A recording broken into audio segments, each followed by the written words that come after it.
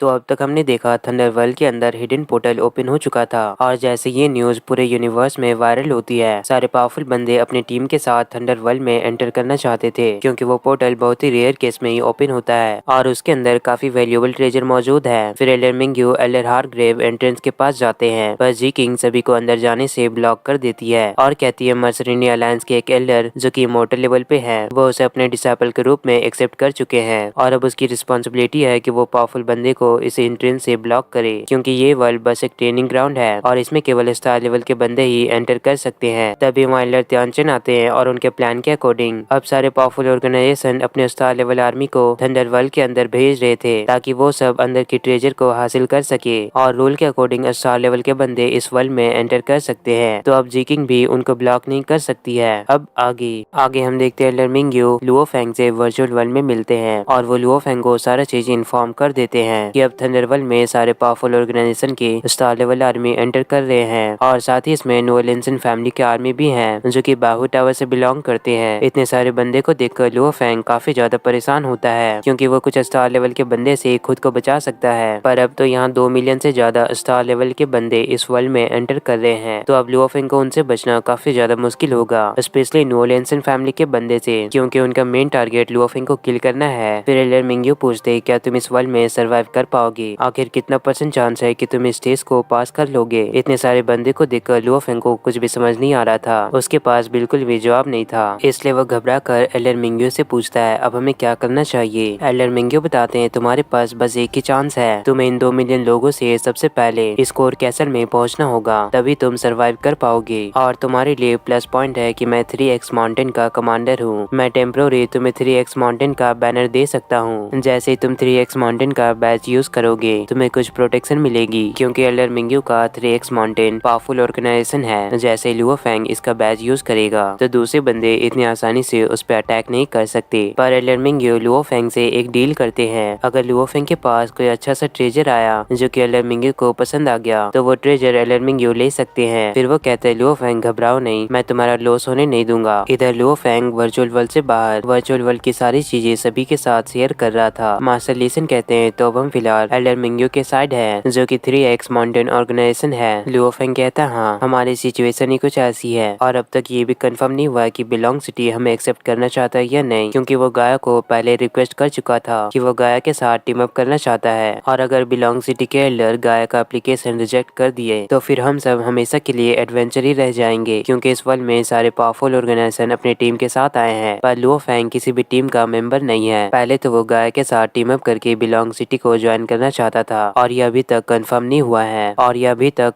हुआ है साथ ही एल्डर मिंग्यू उसे टेम्पोररी अपनी टीम का बैच देना चाहते हैं। तो लुओ फेंग कहता है तो हमें इस अपॉर्चुनिटी को मिस नहीं करना चाहिए। मास्टर होंग भी कहते हैं लुओ फेंग तुम सही कह रहे हो, क्योंकि फिलहाल सबसे ज्यादा जरूरी है कि हम उन वैल्यूएबल ट्रेजर को हासिल करें और हम तो अर्थ से ह्यूमन रेस को यहाँ पे रिप्रेजेंट करते हैं, तो अगर किसी को कुछ हो गया तो अर्थ का डिफेंस पावर काफी ज्यादा वीक हो जाएगा और ये यूनिवर्स के लोग अर्थ पे अटैक कर देंगे, इसलिए हमें इस अपॉर्चुनिटी को मिस नहीं करना चाहिए, इससे हमें प्रोटेक्शन मिलेगी। मास्टर लीसन कहते हैं तो अब हमें क्या करना चाहिए। लुओ फेंग कहता है हमें जल्द से जल्द कोर एरिया की ओर बढ़ना होगा और इस बार हमें सबसे ज्यादा केयरफुल रहना होगा। फिर वो सभी कोर एरिया की ओर बढ़ने लगते हैं। फिर हम देखते हैं यूनिवर्स में काफी सारे वॉरियर थंडरवर्ल्ड की ओर बढ़ रहे थे। ये देखकर जी किंग कहती है अब सारे मेजर फोर्सेस अपने पावरफुल टीम को लगातार यहाँ पे भेज रहे हैं, अगर ऐसे चलता रहा तो थंडरवर्ल्ड के अंदर काफी खतरनाक बैटल होगा, क्योंकि ऑलरेडी 2 मिलियन से भी ज्यादा लोग थंडरवर्ल्ड में एंटर कर चुके हैं और अभी भी मेजर फोर्स की आर्मी एंटर कर रहे हैं। इधर हम देखते लुओ फेंग की पूरी टीम बहुत ही फास्ट कोर एरिया की ओर बढ़ रहे थे। लुओ फेंग कहता है इस स्पीड से हम बहुत ही जल्द कोर एरिया के पास पहुंच जाएंगे। तभी अचानक ही घबराते हुए बवाता वहाँ अपेयर होती है और बताती है तुम सब अलर्ट हो जाओ क्योंकि बहुत ही फास्ट इन डायरेक्शन से तुम्हारे एनिमी आ रहे हैं। लुओ फेंग भी अपने एनिमी को स्कैन करके देखता है और कहता है वो लोग पूरी तैयारी करके आ रहे हैं। फिर वो सभी बहुत ही फास्ट वहाँ से भागने लगते हैं। आगे बढ़ते हुए लुओ फेंग उनको चकमा देने का प्लान बनाता है, क्योंकि इस स्पीड से उनके एनिमी बहुत ही जल्द उनको कैच कर लेंगे। फिर हम देखते वो सारे बंदे भी लुओ फेंग का पीछा करके वहाँ पे जाते हैं और असल में ये बाहू टावर का बंदा है जो कि अपने टीम के साथ लुओ फेंग को किल करने आया है। फिर उसे एक नोटिफिकेशन आती है और उसे पता चलता है कि बाहू टावर के लोग तो पहले ही एक जगह पे गैदर हो चुके हैं। फिर वो लुओ फेंग से कहता है जब तक तुम यहाँ पे हो मैं डेफिनेटली तुम्हें किल करूंगा। फिर वो पूरी टीम के साथ बाहू टावर के पास जाने लगता है। इधर लुओ फेंग ये सब कुछ छुप कर देख रहा था और अब वो सभी उनको चकमा देकर वहाँ से जाने लगते हैं। बवाता को भी रिलीफ मिलता है कि अब लुओ फेंग सेफ है। आगे बढ़ते हुए मास्टर ली सेन लुओ फेंग से कहता है कि इन 6 दिनों में हम पे 21 टाइम्स अटैक हो चुका है। आगे ताई ने लुओ फेंग को कुछ दिखाता है और सारे लोग उस कोर केसल को देखने लगते हैं। फिर हम देखते सारे फोर्सेस की आर्मी अपने स्पेस क्राफ्ट से उस कोर केसल की ओर बढ़ रहे थे। लुओ फेंग भी अपने टीम के साथ कैसल की ओर बढ़ रहा था। मास्टर ली सेन कहते हैं अब यहाँ पे सारे पावरफुल फोर्स मौजूद हैं। फिर वो सोचता है कि सारे लोग इस कैसल की ओर बढ़ रहे हैं, तो क्या ट्रेजर इस कैसल के अंदर है। आगे लुओ फेंग को एक नोटिफिकेशन आता है। लुओ फेंग बताता है कि बिलोंग सिटी को ट्रेजर का लोकेशन मिल चुका है और वो अपने टीम में दूसरे बंदे को ऐड करने के लिए रेडी है। वो सब समझ जाते हैं कि सारे पावरफुल फोर्स अपनी टीम में दूसरे मेंबर को ऐड करके कॉम्बैट पावर को और भी ज्यादा इंक्रीज करना चाहते हैं, पर उन्हें यहाँ पे कहीं भी 3x माउंटेन फोर्स नहीं दिख रहा था। लुओ फेंग भी कंफ्यूज होता है कि यहाँ पे तो 3x माउंटेन फोर्स का कोई भी बंदा मौजूद नहीं है, आखिर क्या बात है। फिर उसे गाया का कॉल आता है। गाया लुओ फेंग और उसकी पूरी टीम को सेफ देखकर काफी ज्यादा खुश होती है। फिर वो बताती है कि अब तुम सब बिलोंग सिटी फोर्स को ज्वाइन कर सकते हो, जिस पर लुओ फेंग कहता है हमें काफी दिनों से रिस्पॉन्ड नहीं आया था, तो इसी बीच हम सब 3x माउंटेन फोर्स को ऑलरेडी ज्वाइन कर चुके हैं। गाया कहती कोई बात नहीं, अगर तुम बिलोंग सिटी को ज्वाइन नहीं करते हो तो तब भी तुम हमें कोऑपरेट कर सकते हो, इससे तुम्हें डबल प्रोटेक्शन मिलेगी, साथ ही बिलोंग सिटी फोर्स को भी फायदा होगा। फिर गाया कहती है ठीक है, फिर बिलोंग सिटी हेडक्वार्टर में मिलते हैं। आगे हम देखते सारे आर्मी अपने पावरफुल फोर्स के हेडक्वार्टर में ज्वाइन हो चुके थे,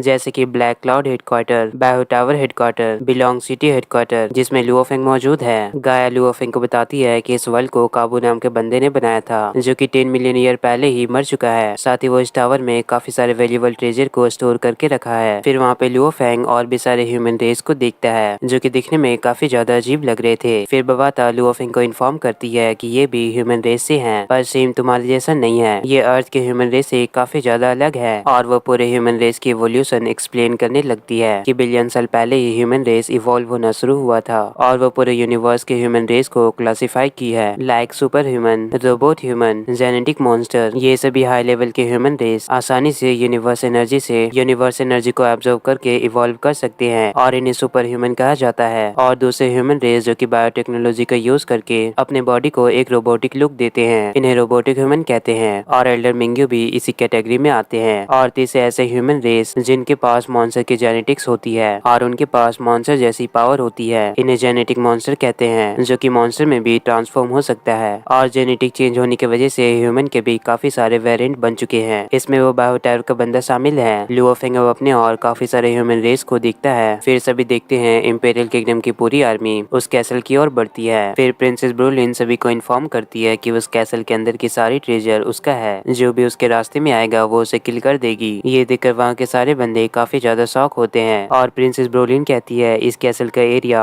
इंपेरियल किंगडम के द्वारा कंट्रोल किया जाएगा, अगर कोई भी उसे ऑफेंड करता है तो वो मरने के लिए तैयार रहना। ये सब सुनकर लुओ फेंग को काफी ज्यादा गुस्सा आ रहा था। फिर वो गाय से पूछता है आखिर ये इतने कॉन्फिडेंस में सबको धमकी क्यों दे रही है। फिर उनमें से एक और बंदा ब्रोलिन से गुस्से से कहता है तो तुम कैसल की सारी ट्रेजर अकेले ही लेना चाहती हो। इतना कहना था कि ब्रोलिन उसे किल करवा देती है और बस एक लेजर अटैक में ही वो बंदा काफी बुरी तरह मारा जाता है। ये देखकर लुओ फेंग की पूरी टीम काफी ज्यादा शॉक होते हैं और उसे मिस्टर सांसू ने लेजर गन से किल किया था। अब इंपेरियल किंगडम के सारे लोग काफी ज्यादा हंसने लगते हैं। ये सब देखकर गाया को और भी ज्यादा गुस्सा आता है और कहती ये तो वही लोग हैं जो कि हुक को किल किए, मैं इनसे जरूर बदला लूंगी। और वो खुद को कंट्रोल नहीं कर पाती है और वो गुस्से से चिल्लाने लगती है, पर लुओ फेंग उसे बचा लेता है। इधर ब्रोलिन कहती है ये C2 लेवल का लेजर वेपन है, ये आसानी से यूनिवर्स लेवल 2 के बंदे को किल कर सकती है और तुम सब तो बस स्टार लेवल पे हो, तो जो भी मेरे रास्ते में आएगा उसका यही हाल होगा। ये सब देखकर वो सारे बंदे काफी ज्यादा घबरा जाते हैं। अब कोई भी ब्रोलिन के अगेंस्ट नहीं जा रहा था। लुओ फेंग उस पे काफी ज्यादा गुस्सा करता है, पर मजबूरन उसका कोई कुछ भी नहीं कर सकता।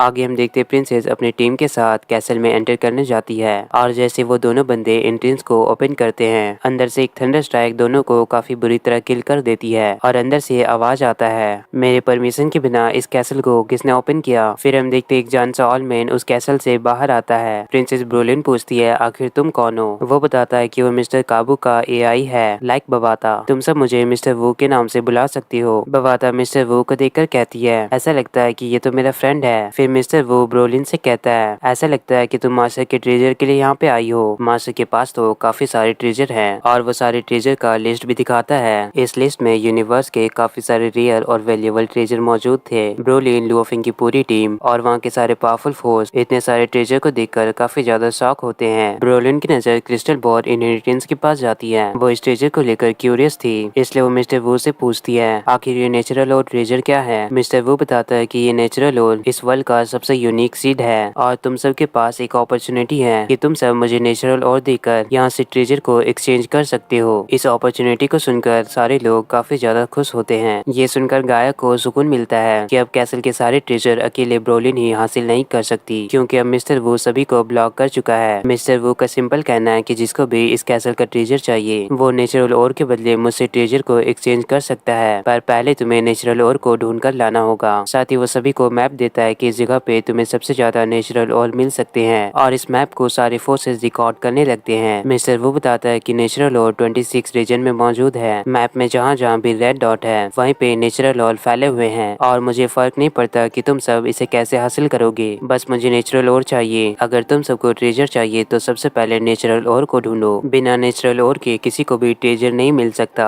और ये रूल सभी के लिए बराबर है। फिर मिस्टर वो कहता है मैं कैसल के अंदर तुम सबका वेट करूंगा। ये सुनकर मास्टर होंग कहते हैं कि अब सारे फोर्स नेचुरल और को ढूंढने में एक दूसरे से फाइट करेंगे और इसमें केवल पावरफुल फोर्स ही सर्वाइव कर सकता है। मिस्टर वो तो काफी ज्यादा चालाक है, वो बड़ी आसानी से एक एक करके पावरफुल फोर्स को एलिमिनेट करना चाहते हैं और इससे अब क्योस क्रिएट हो जाएगा। अंदर मिस्टर वो सभी को ऑब्जर्व कर रहे थे। इधर प्रिंसेस ब्रोलिन काफी ज्यादा गुस्सा कर रही थी, क्योंकि उसका प्लान था कि वो बड़ी आसानी से कैसल के ट्रेजर को हासिल कर लेगी, पर यहाँ तो कुछ और हो गया। फिर वो वर्चुअल वर्ल्ड में अपने ग्रैंडफादर हारग्रेव के पास आती है। एल्डर हारग्रेव उससे कहते हैं तुम बस किसी भी तरह से इनहेरिटेड क्रिस्टल बॉल को हासिल करो, बस एक बार तुम उस क्रिस्टल बॉल को हासिल कर लोगी तो मैं उससे ब्रेक थ्रू करके स्पेटल टेक्निक को मास्टर कर सकता हूँ। उसके बाद मैं तुम्हारा हेल्प करूंगा ताकि तुम अपने भाई को डिफीट कर सको, फिर तुम इस किंगडम की क्वीन बन सकती हो। इस डील को सुनकर वो काफी ज्यादा खुश होती है। फिर वो अपने टीम को इन्फॉर्म करने लगती है कि हम सारे रीजन पे तो कंट्रोल नहीं कर सकते, इसलिए हम मेजर रीजन को ही कंट्रोल करेंगे और तुम सब इस मेजर रीजन में फैल जाओ। हमें इस रीजन को कंट्रोल करना है और दूसरे लोग इंटरफेयर करेंगे तो तुम सब फौरन ही लेजर गन से उन्हें किल कर दो। मिस्टर सांसू कुछ आर्मी के साथ दूसरे रीजन में जाता है। फिर बाहु टावर आर्मी भी